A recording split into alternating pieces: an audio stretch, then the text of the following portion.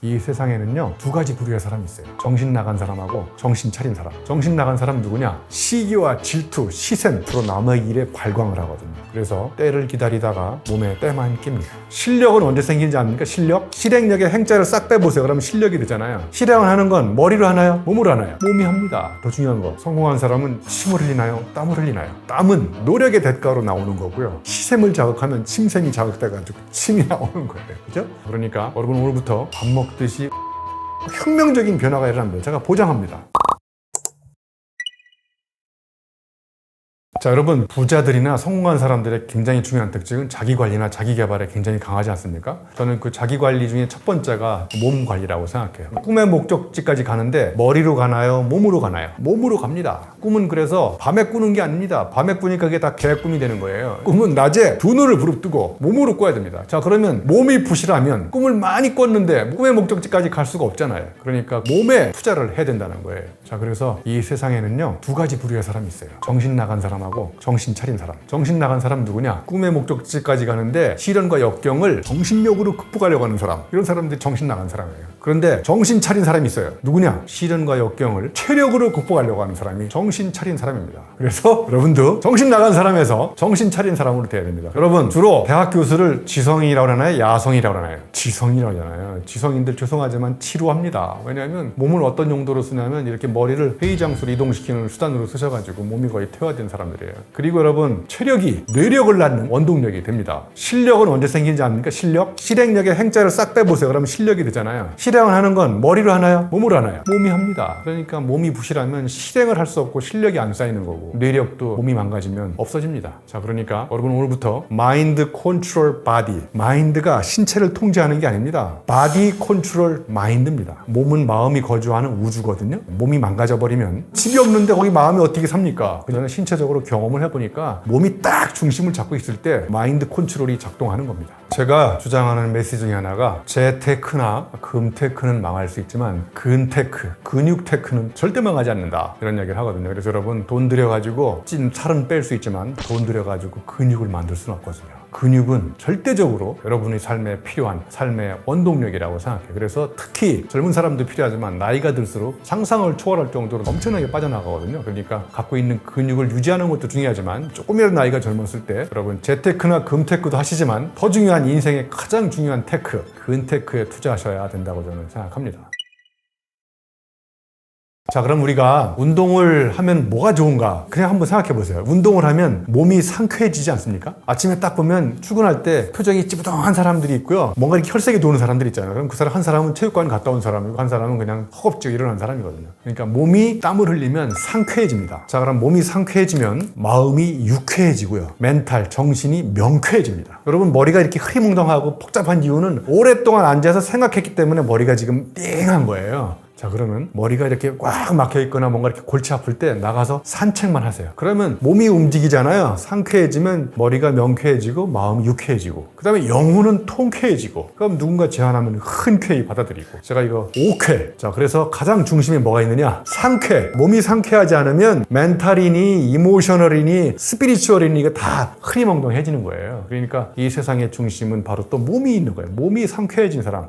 이게 제가 개발한 5쾌 운동이에요. 그거는 뭐 사람에 따라 다르겠지만 저는 이제 밥 먹듯이 운동을 하고요. 밥 먹듯이 책을 읽고 밥 먹듯이 책을 씁니다. 자, 그럼 거꾸로 밥 먹듯이 책을 쓰려면 밥 먹듯이 책을 읽어야 되거든요. 그럼 이 두 가지를 하려면 뭐가 필요하냐? 이게 장기전이거든요. 체력이. 여러분 밥 먹듯이 운동하세요. 운동 안 하는 날은 밥을 먹지 마세요. 운동 안 하는 날은 여러분이 몸에 범법 행위를 하는 겁니다. 그래서 얼마 동안 운동은 이게 아니라 그냥 여러분이 가급적 하루 일과로서 시작할 때 또는 저녁에 정리할 때 여러분의 루틴에 맞춰가지고 운동 시간표를 짜세요. 그래서 밥은 매일 먹으면서 왜 운동을 매일 안 합니까? 최소한 일주일에 3일 이상 주기적으로 반복해서 지속적으로 꾸준히 운동하는 게 좋을 것 같습니다. 주로 여러분 아침 시간을 통제하는 가능성이 높을까요? 저녁 시간을 여러분 마음대로 통제할 가능성이 더 높을까요? 저녁 시간을 통제할 가능성이 높은 사람은 퇴근해서 저녁 때 운동을 하면 되고 요즘에 뭐 24시간 운동하는 데 많아요. 운동을 할 시간이 없다는 건 자기 핑계입니다. 그 다음에 저처럼 저녁에 약속이 굉장히 많아요. 이런 사람들한테는 운동할 시간 여유가 없는 거잖아요. 그러니까 저는 아침에 5시 반에 일어납니다. 그래서 대충 준비해가지고 저 피트니스 센터에 가서 1시간에서 1시간 반 정도 운동을 하고, 그리고 학교 가도 8시가 안 돼요. 자, 그러면 7시에 일어나가지고 허겁지겁 출근해서 8시에 회사 가는 사람하고, 아침에 일찍 일어나가지고 남들이 잠 잘 때 몸을 딱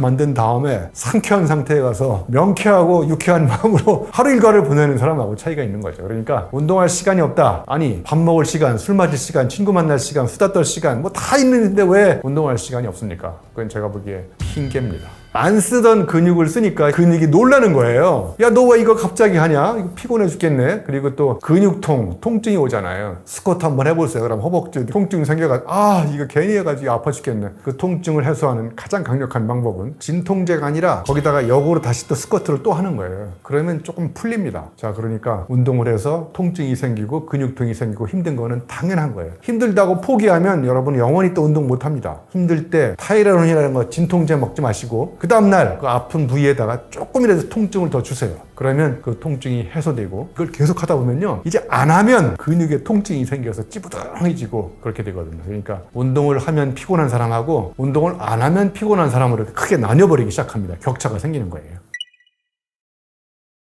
여러분, 우리가 행복하게 사는 비결 여러 가지가 있잖아요. 그런데 너무 우리가 행복을 추상적으로 생각하지 마세요. 제가 보기에 행복한 비결을 딱 알려드릴게요. 자, 첫 번째, 허리 둘레, 영어로 스페어 타이어라고, 스페어 타이어.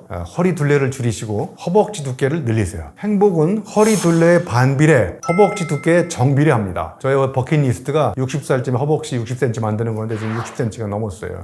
허리 둘레가 늘어나면 잘 아시겠지만 뱃살이 늘어나잖아요. 그럼 내장 지방이 늘어난다는 거고, 내장 지방은 대사증후군의 치명적인 지름길인 거예요. 그래서 일단 무조건 허리 둘레를 줄이시는 유산소 운동을 하셔야 돼요. 자, 그 다음에 허벅지를 왜 늘려야 되느냐? 허벅지는요, 여기 에너지 탱크예요. 대사증후군을 예방하는 예방약입니다. 그리고 이게 천연 진통제예요. 왜냐하면 여러분, 나이가 들수록 퇴행성 관절염 자꾸 걸리지 않습니까? 그러면 허벅지 근육을 늘려놓으면 근육이 이렇게 딱 잡고 있어가지고요, 관절이 약간 부실해도 근육으로 버티는 거예요. 자, 그래서 여러분, 허벅지 둘레를 늘리려면 어떻게 해야 되느냐? 맨몸으로 스쿼트를 하세요. 유튜브 같은 데 보면 스쿼트 100일 동안 100개 하는 거, 100일 동안 스쿼트를 100개 한다. 여러분, 몸에 혁명적인 변화가 일어납니다. 제가 보장합니다. 제가 고통 총량 불변의 법칙이라고, 한 인간이 일생 동안 경험하는 고통의 총량이 정해져 있대요. 그러니까 예를 들면 고통이 100이라는 게 정해져 있으면 어떤 사람은 지금까지 살아온 걸로 봤을 때 고통을 80% 경험한 사람이 있고, 어떤 사람은 부모님 잘 만나가지고 고통 하나 없이 고공행진하는 사람이 있잖아요. 그런 사람은 죽을 때 고통을 한꺼번에 다 100을 경험하고 죽는다는 거예요. 근데 운동을 계속하면 통증이 몸에 가잖아요. 근육 운동을 할 때. 여러분, 근육이 생기려면 이런 볼펜 들고 근육 운동을 하면 근육이 안 생기잖아요. 내가 들을 수 있는 무게보다 조금 더 무거운 무게를 들고 팔이 조금 떨려야 되거든요. 그 떨리는 사이에 근육에 상처가 생기는 거예요. 상처가 아물 때 단백질을 먹고 근육이 생기는 거거든요. 봐보세요. 매일 운동하는 사람은 내 몸에 고통이 계속 조금씩 계속 가죠. 느끼지 못할 정도로. 오히려 그런 고통을 경험하면서 사람이 희열감을 느끼거든요. 그러면 평생을 동안 매일매일 조금씩 몸에다가 고통을 준 사람은 고통 총량이 이미 다 거의 지나간 거예요. 그러니까 죽을 때 고통 없이 아주 멋있게 웰 다잉해서 죽거든요. 그런데 운동 하나도 안 하는 사람들, 신체에 고통이 거의 없는 사람들은 죽을 때 그냥 그 온몸의 고통을 다 경험하고 어마어마하게 힘들게 죽는 거거든요. 그러니까 우리가 운동해야 되는 굉장히 중요한 이유, 고통 없이 죽기 위해서. 그러니까 운동을 하는 사람들은요, 힘든 순간을 조금씩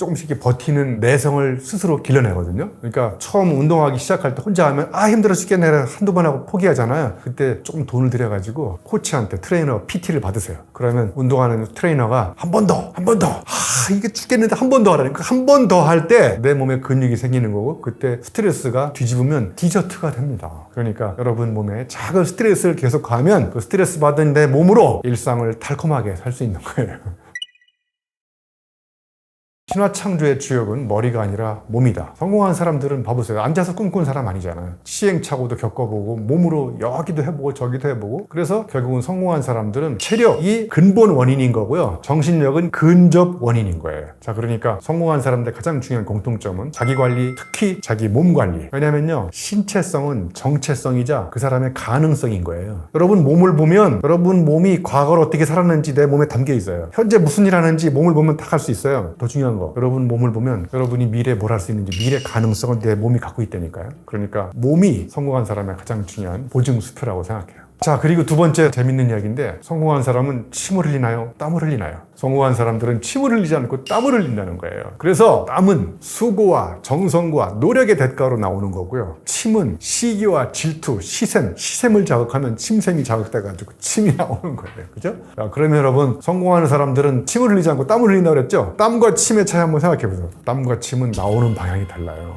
침은 안으로 들어가야 되고 땀은 바깥으로 나와야 되니 방향이 바뀌면 위험해집니다. 자, 그리고 땀은 수분기가 있기 때문에 썩지 않지만 침은 수분기가 없기 때문에 썩는 거예요. 그러니까 땀 흘리는 사람이 침 흘리는 사람보다 썩지 않고 오랫동안 건강을 유지하는 비결이 되는 거고요. 자, 그리고 땀 흘리는 사람은 열정적으로 자기 일에 몰입을 하는데, 침 흘리는 사람은 주로 남의 일에 발광을 하거든요. 그래서 제가 비교를 했었어요. 열정과 열광의 차이가 뭐냐? 열정은 내 일에 몰입하면서 부산물로 땀이 흘러요. 열광은 남의 일에 발광하면서 자기도 모르게 침이 나와요. 그러니까 남의 일에 발광하면서 침 흘리는 사람보다 자기 일에 몰입하면서 열정적으로 땀을 흘리는 사람들이 성공하는 사람이라고 생각합니다. 성공한 사람들의 공통점 세 번째 특징은요, 이 사람들은 행동합니다. 자, 그러니까 몸이 굉장히 중요하다고 그랬죠? 그리고 땀을 흘리면서 행동을 하는 거예요. 그러니까 진짜 행복은 어디서 오느냐? 행동하면 행복해집니다. 행복이라는 것은 추상명사가 아니고 보통 명사를 넘어서 동사예요, 동사. 내가 사랑하는 사람에 대해서 구체적으로 예를 들면 밥 한 끼에 사주는 이런 행동을 하지 않는데 무슨 사랑입니까? 그죠? 행복한 것도 마찬가지야. 앉아서 행복하고 관념적으로 이렇게 생각하는 게 아니라 나가서 내가 움직인 만큼, 행동한 만큼 행복해지고 행운도 따라온다고 생각해요. 그래서 여러분, 많이 움직이세요. 네.